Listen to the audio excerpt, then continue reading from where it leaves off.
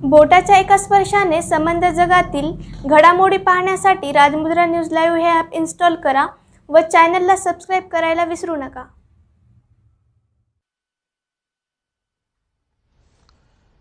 मेरे प्यारे देशवासियों, नमस्कार। कोरोना की दूसरी वेव और दूसरी वेव से हम भारतवासियों की लड़ाई जारी है। दुनिया के अनेक देशों की तरह भारत भी इस लड़ाई के दौरान बहुत बड़ी पीड़ा से गुजरा है। हम में से कई लोगों ने अपने परिजनों को, अपने परिचितों को खोया है। ऐसे सभी परिवारों के साथ मेरी पूरी संवेदनाएं हैं। साथियों, बीते 100 वर्षों में आई ये सबसे बड़ी महामारी है, त्रासदी है।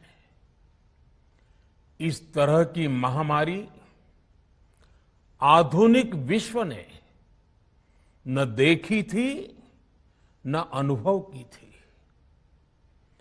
इतनी बड़ी वैश्विक महामारी से हमारा देश कई मोर्चों पर एक साथ लड़ा है। कोविड अस्पताल बनाने से लेकर आईसीयू बेड्स की संख्या बढ़ानी हो, भारत में वेंटिलेटर बनाने से लेकर टेस्टिंग लैब्स का एक बहुत बड़ा नेटवर्क तैयार करना हो, कोविड से लड़ने के लिए बीते 1.25 में ही देश में एक नया हेल्थ इंफ्रास्ट्रक्चर तैयार किया गया है। सेकंड वेव के दौरान अप्रैल और मई के महीने में भारत में मेडिकल ऑक्सीजन की डिमांड अकल्पनीय रूप से बढ़ गई थी।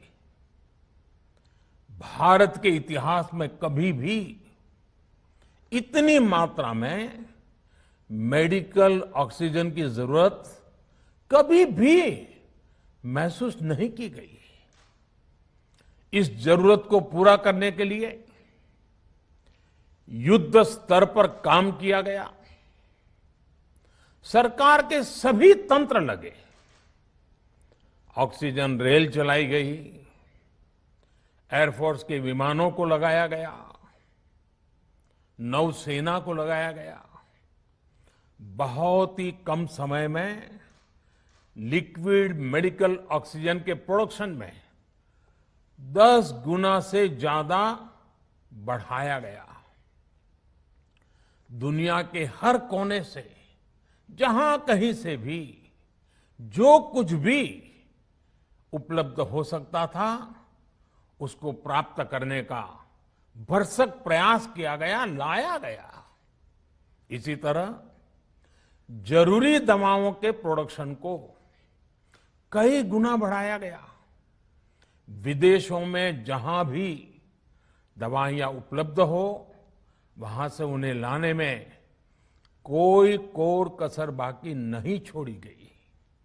साथियों, कोरोना जैसे अदृश्य और रूप बदलने वाले दुश्मन के खिलाफ लड़ाई में सबसे प्रभावी हथियार कोविड प्रोटोकॉल है।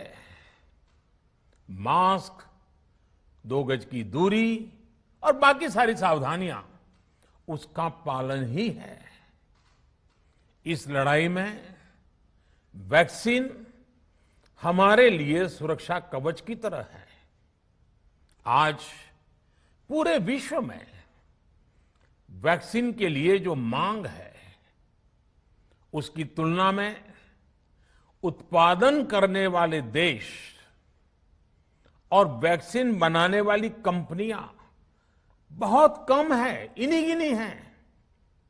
कल्पना करिए कि अभी हमारे पास भारत में बनी वैक्सीन नहीं होती तो आज भारत जैसे विशाल देश में क्या होता। आप पिछले 50-60 साल का इतिहास देखेंगे तो पता चलेगा कि भारत को विदेशों से वैक्सीन प्राप्त करने में दशकों लग जाते थे।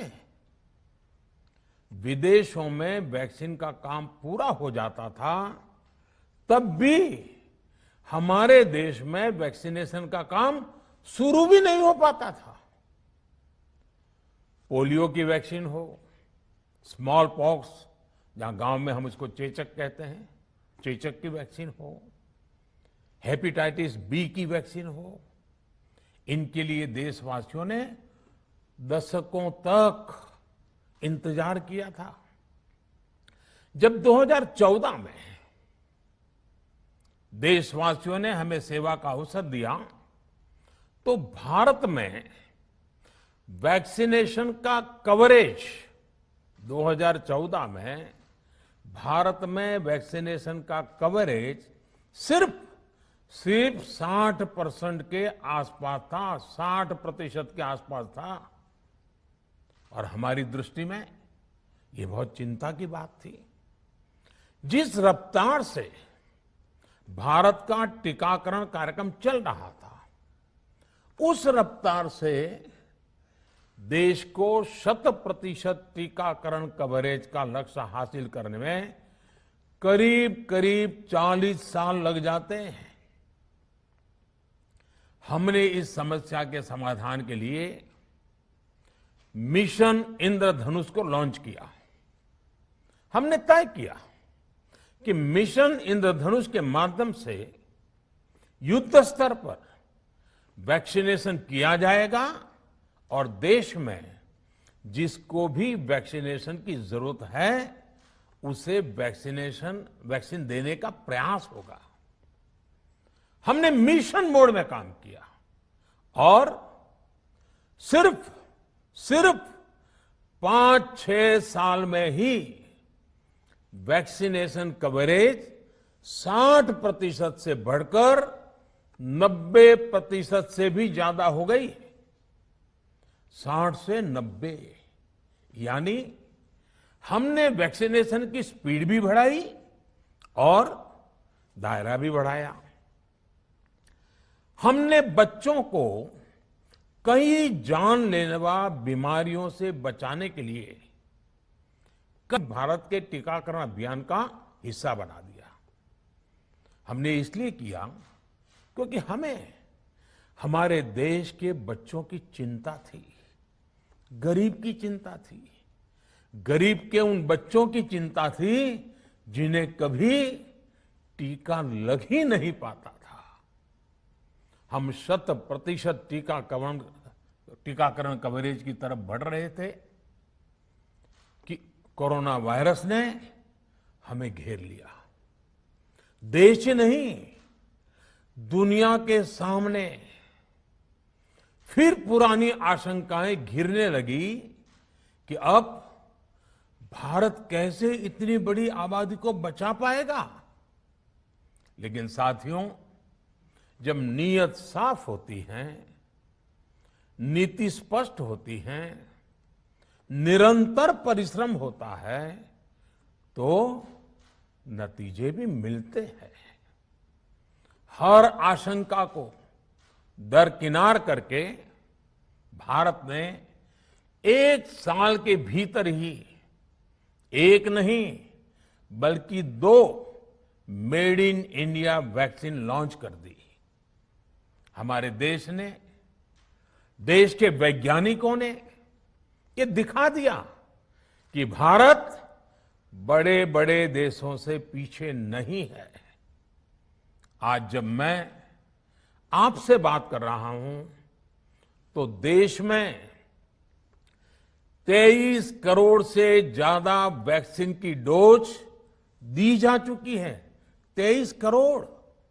साथियों, हमारे यहां कहा जाता है विश्वासेन सिद्धि, विश्वासेन सिद्धि अर्थात हमारे प्रयासों में हमें सफलता तब मिलती है जब हमें स्वयं पर विश्वास होता है।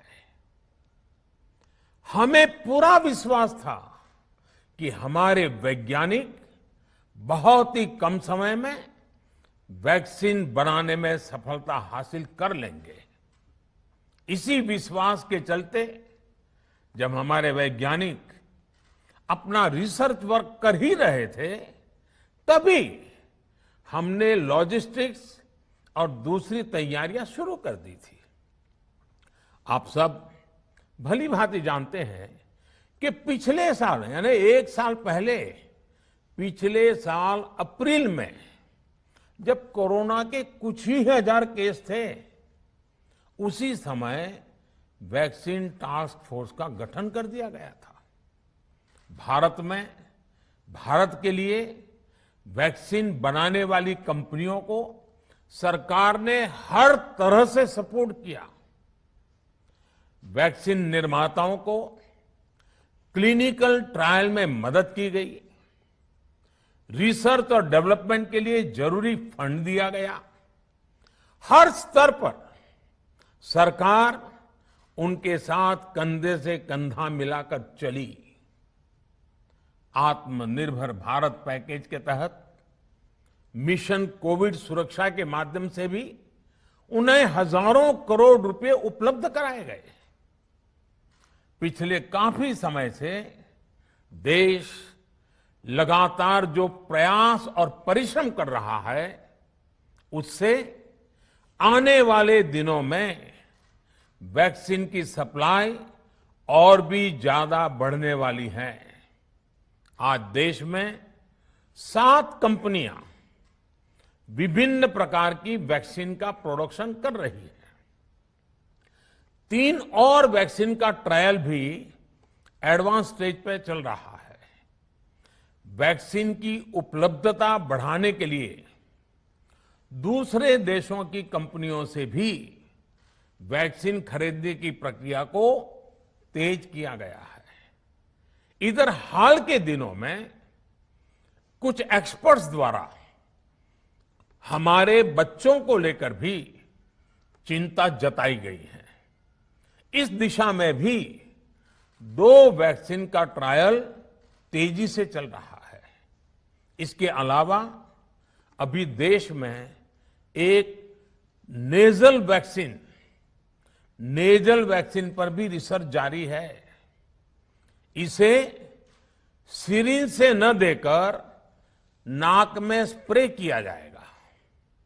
देश को अगर निकट भविष्य में इस वैक्सीन पर सफलता मिलती है, तो इससे भारत के वैक्सीन अभियान में और ज्यादा तेजी आएगी।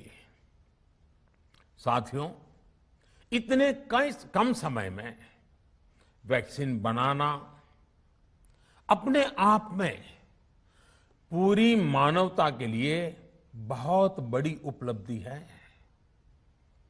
लेकिन इसकी अपनी सीमाएं भी हैं। वैक्सीन बनने के बाद भी दुनिया के बहुत कम देशों में वैक्सीनेशन प्रारंभ हुआ और ज्यादातर समृद्ध देशों में ही शुरू हुआ। WHO ने वैक्सीनेशन को लेकर गाइडलाइंस दी। वैज्ञानिकों ने वैक्सीनेशन की रूपरेखा रखी और भारत ने भी जो अन्य देशों की बेस्ट प्रैक्टिसेस थी, विश्व स्वास्थ्य संगठन WHO के मानक थे, उसी आधार पर चरणबद्ध तरीके से वैक्सीनेशन करना तय किया। केंद्र सरकार ने मुख्यमंत्रियों के साथ हुई अनेकों बैठकों से जो सुझाव मिले, संसद के विभिन्न दलों के साथियों द्वारा जो सुझाव मिले, उसका भी पूरा ध्यान रखा। इसके बाद ही ये तय हुआ कि जिन्हें कोरोना से ज्यादा खतरा है, उन्हें प्राथमिकता दी जाएगी। इसलिए ही हेल्थ वर्कर्स, फ्रंटलाइन वर्कर्स, 60 वर्ष की आयु से ज्यादा के नागरिक, बीमारियों से ग्रसित 45 वर्ष से ज्यादा आयु के नागरिक, इन सभी को वैक्सीन पहले लगनी शुरू हुई है। आप कल्पना कर सकते हैं कि अगर कोरोना की दूसरी वेव से पहले हमारे फ्रंटलाइन वर्कर्स को वैक्सीन नहीं लगी होती तो क्या होता? सोचिए, हमारे डॉक्टर्स, नर्सिंग स्टाफ को वैक्सीन ना लगी तो क्या होता? अस्पतालों में सफाई करने वाले हमारे भाई बहनों को, एम्बुलेंस के हमारे ड्राइवर्स भाई बहनों को वैक्सीन ना लगी होती तो क्या होता? ज्यादा से ज्यादा हेल्थ वर्कर्स को वैक्सीनेशन होने की वजह से ही वो निश्चिंत होकर दूसरों की सेवा में लग पाए, लाखों देशवासियों का जीवन बचा पाए। लेकिन देश में कम होते कोरोना के मामलों के बीच केंद्र सरकार के सामने अलग अलग सुझाव भी आने लगे, भिन्न भिन्न मांगे होने लगी, पूछा जाने लगा, सब कुछ भारत सरकार ही क्यों तय कर रही है? राज्य सरकारों को छूट क्यों नहीं दी जा रही है?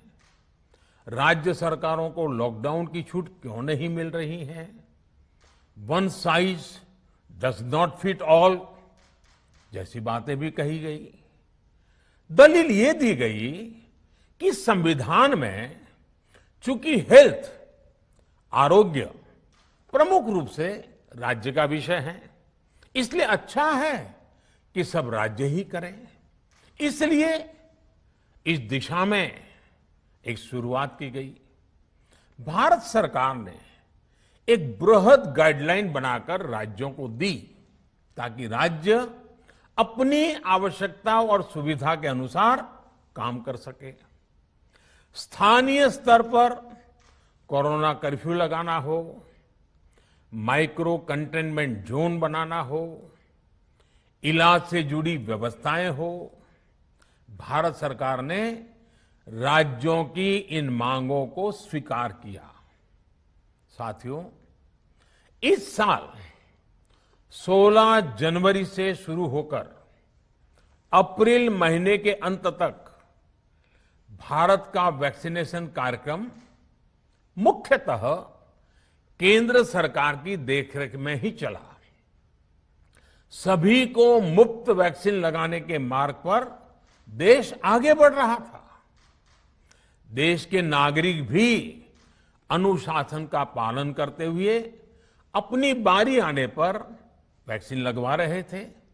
इस बीच कई राज्य सरकारों ने फिर कहा कि वैक्सीन का काम डिसेंट्रलाइज किया जाए और राज्यों पर छोड़ दिया जाए। तरह तरह के स्वर उठे, जैसे कि वैक्सीनेशन के लिए एज ग्रुप क्यों बनाए गए। दूसरी तरफ किसी ने कहा कि उम्र की सीमा आखिर केंद्र सरकार ही क्यों तय करे।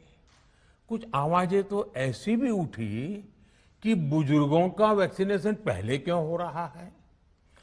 भांति भांति के दबाव भी बनाए गए। देश के मीडिया के एक वर्ग ने इसे कैंपेन के रूप में भी चलाया। साथियों, काफी चिंतन मनन के बाद इस बात पर सहमति बनी कि राज्य सरकारें अपनी तरफ से भी प्रयास करना चाहती हैं, तो भारत सरकार को क्यों इतराज हो और भारत सरकार इतराज क्यों करे। राज्यों की इस मांग को देखते हुए, उनके आग्रह को ध्यान में रखते हुए 16 जनवरी से जो व्यवस्था चली आ रही थी, उसमें प्रयोग के तौर पर एक बदलाव किया गया। हमने सोचा कि राज्य ये मांग कर रहे हैं, उनका उत्साह है, तो चलो भाई 25% का काम उन्हीं को सुपुर्द कर दिया जाए, उन्हीं को दे दिया जाए।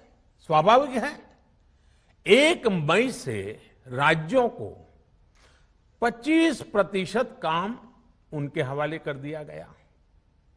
उसे पूरा करने के लिए उन्होंने अपने अपने तरीके से प्रयास भी किए।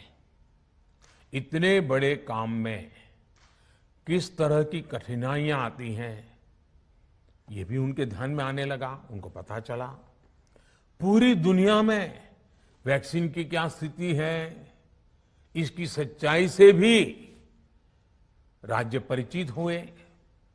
और हमने देखा, एक तरफ मई में सेकेंड वेव, दूसरी तरफ वैक्सीन के लिए लोगों का बढ़ता रुझान, और तीसरी तरफ राज्य सरकारों की कठिनाइयां।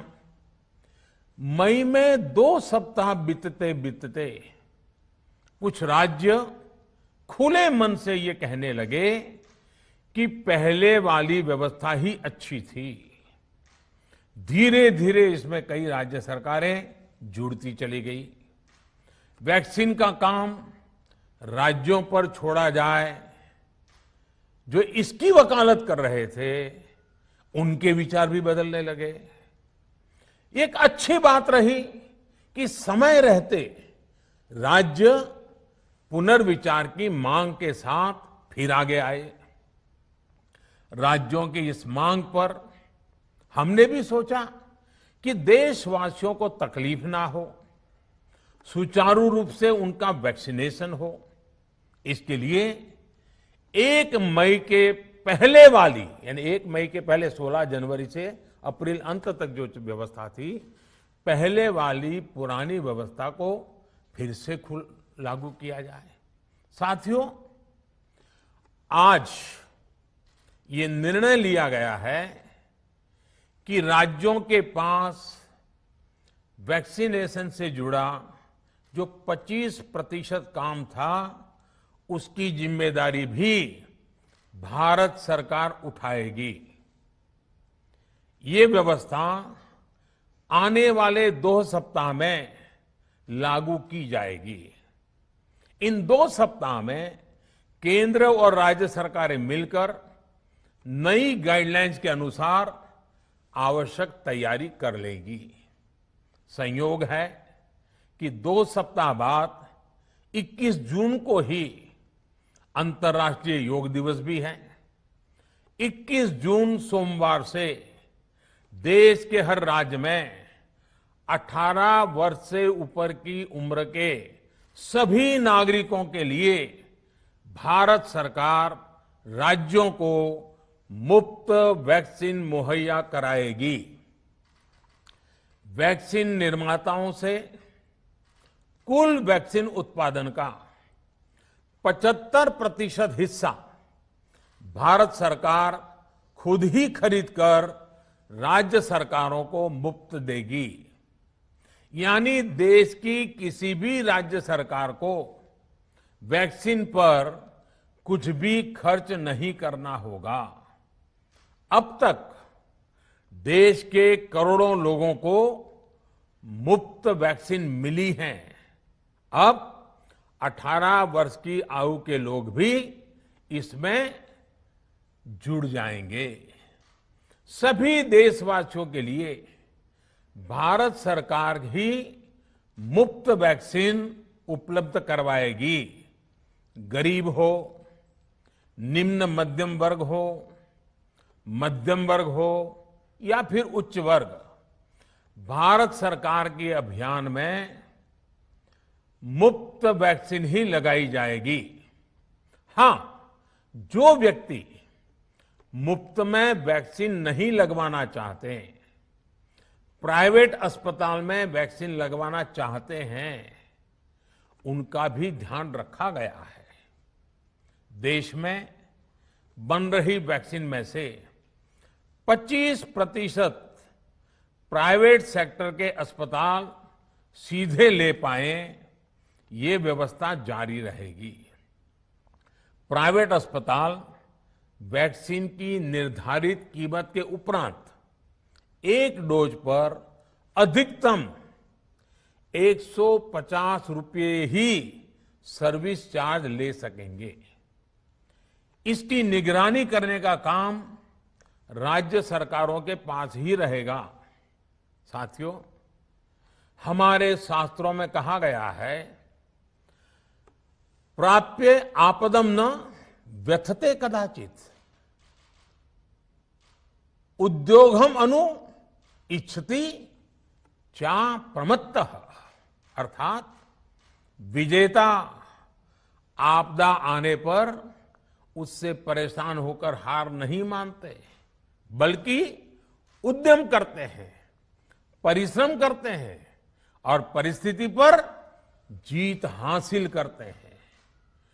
कोरोना से लड़ाई में 130 करोड़ से अधिक भारतीयों ने अभी तक की यात्रा आपसी सहयोग, दिन रात मेहनत करके तय की है। आगे भी हमारा रास्ता हमारे श्रम और सहयोग से ही मजबूत होगा। हम वैक्सीन प्राप्त करने की गति भी बढ़ाएंगे और वैक्सीनेशन अभियान को भी और गति देंगे। हमें याद रखना है कि भारत में वैक्सीनेशन की रफ्तार आज भी दुनिया में बहुत तेज है, अनेक विकसित देशों से भी तेज है। हमने जो टेक्नोलॉजी प्लेटफॉर्म बनाया है कोविन, उसकी भी पूरी दुनिया में चर्चा हो रही है। अनेक देशों ने भारत के इस प्लेटफॉर्म को इस्तेमाल करने में रुचि भी दिखाई है। हम सब देख रहे हैं कि वैक्सीन की एक एक डोज कितनी महत्वपूर्ण है। हर डोज से एक जिंदगी जुड़ी हुई है। केंद्र सरकार ने ये व्यवस्था भी बनाई है कि हर राज्य को कुछ सप्ताह पहले ही बता दिया जाएगा कि उसे कब कितनी डोज मिलने वाली है। मानवता के इस पवित्र कार्य में वाद विवाद और राजनीतिक छींटाकशी से ऐसी बातों को कोई भी अच्छा नहीं मानता है। वैक्सीन की उपलब्धता के अनुसार पूरे अनुशासन के साथ वैक्सीन लगती रहे, देश के हर नागरिक तक हम पहुंच सके, ये हर सरकार, हर जनप्रतिनिधि, हर प्रशासन की सामूहिक जिम्मेदारी है। प्रिय देशवासियों, टीकाकरण के अलावा आज एक और बड़े फैसले में, उस फैसले से मैं आपको अवगत कराना चाहता हूं। पिछले वर्ष जब कोरोना के कारण लॉकडाउन लगाना पड़ा था, तो प्रधानमंत्री गरीब कल्याण अन्न योजना के तहत 8 महीने तक 80 करोड़ से अधिक देशवासियों को मुफ्त राशन की व्यवस्था हमारे देश ने की थी। इस वर्ष भी दूसरी वेव के कारण मई और जून के लिए भी इस योजना का विस्तार किया गया था। आज सरकार ने फैसला लिया है कि प्रधानमंत्री गरीब कल्याण अन्न योजना को अब दीपावली तक आगे बढ़ाया जाएगा। महामारी के इस समय में सरकार गरीब की हर जरूरत के साथ उसका साथी बनकर खड़ी है। यानी नवंबर तक 80 करोड़ से अधिक देशवासियों को हर महीने तय मात्रा में मुफ्त अनाज उपलब्ध होगा। इस प्रयास का मकसद यही है कि मेरे किसी भी गरीब भाई बहन को, उसके परिवार को भूखा सोना ना पड़े। साथियों, देश में हो रहे इन प्रयासों के बीच कई क्षेत्रों से वैक्सीन को लेकर भ्रम और अफवाहों की जानकारी चिंता बढ़ाती है। ये चिंता भी मैं आपके सामने व्यक्त करना चाहता हूं। जब से भारत में वैक्सीन पर काम शुरू हुआ, तभी से कुछ लोगों द्वारा ऐसी बातें कही गई जिससे आम लोगों के मन में शंका पैदा हो। कोशिश ये भी हुई कि भारत के वैक्सीन निर्माताओं का हौसला पस्त पड़ जाए और उनके सामने अनेक प्रकार की बाधाएं आए। जब भारत की वैक्सीन आई तो अनेक माध्यमों से शंका आशंका को और बढ़ाया गया। वैक्सीन न लगवाने के लिए भांति भांति के तर्क प्रचारित किए गए। इन्हें भी देश देख रहा है। जो लोग वैक्सीन को लेकर आशंका पैदा कर रहे हैं, अफवाहें फैला रहे हैं, वो भोले भाले भाई बहनों के जीवन के साथ बहुत बड़ा खिलवाड़ कर रहे हैं। ऐसी अफवाहों से सतर्क रहने की जरूरत है। मैं भी आप सबसे, समाज के प्रबुद्ध लोगों से, युवाओं से अनुरोध करता हूं कि आप भी वैक्सीन को लेकर जागरूकता बढ़ाने में सहयोग करें। अभी कई जगहों पर कोरोना कर्फ्यू में ढील दी जा रही है, लेकिन इसका मतलब ये नहीं कि हमारे बीच से कोरोना चला गया है। हमें सावधान भी रहना है और कोरोना से बचाव के नियमों का भी सख्ती से पालन करते रहना है। मुझे पूरा विश्वास है हम सब कोरोना से इस जंग में जीतेंगे। भारत कोरोना से जीतेगा। इन्हीं शुभकामनाओं के साथ आप सभी देशवासियों का बहुत बहुत धन्यवाद। ताज्या घडामोडी पाहण्यासाठी राजमुद्रा न्यूज लाईव्हला सबस्क्राईब करा, बेल आयकॉन प्रेस करा।